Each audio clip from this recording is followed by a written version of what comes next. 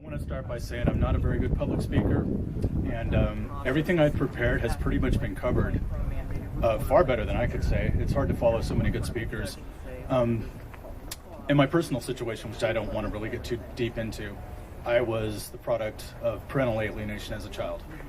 It formed very much how I wanted to be as a father, and I've been very fortunate with all my children that I have not experienced that and have pretty much been lucky enough to co-parent, which makes me an unlikely candidate to be part of the fathers' rights movement. But it also, as I got involved with them, I started hearing more and more stories about fathers who, and mothers too, quite frankly, who are being forced out, alienated, unable to be part of their children's lives, being forced through the court grinder.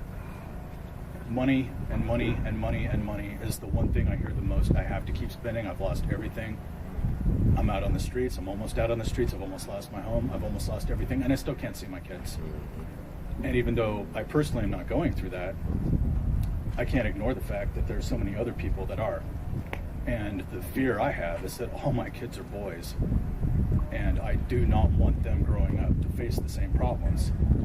I also double my duties with the fathers' rights movement with the crisis hotline, and we take fathers and in cases mothers too, they call us as well, that are in distress, and to listen to those calls, the desperation in their voices of people that are literally ready to kill themselves over everything they're going through.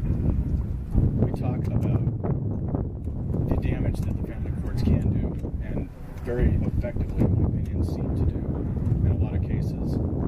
And that's one thing I have not heard mentioned today, is the suicide rate amongst parents that are alienated. How they get pushed to that point. 1 minute, they are a happy parent. They think they have the most wonderful gift, and they did at the time, until something went horribly wrong. And somebody walked up and said, you can no longer be part of your child's life.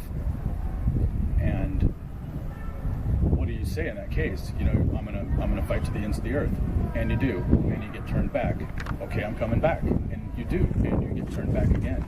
As I heard another earlier speaker say, constantly being forced to go back to evaluation after evaluation, every motion turned into, you know, some other hoop that had to be jumped through until you finally reach the end of your rope. And I'm thankful that we have the crisis hotline and that there is a place they can call, because there are not a lot of resources. We do have, you know, suicide prevention all over the place, and that's good. We support that.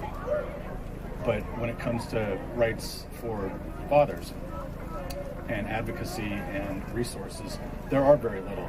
And I don't want to put other parents into a different category. I don't want to say that it's unfair that mothers statistically do have more support groups. I don't see that as a bad thing.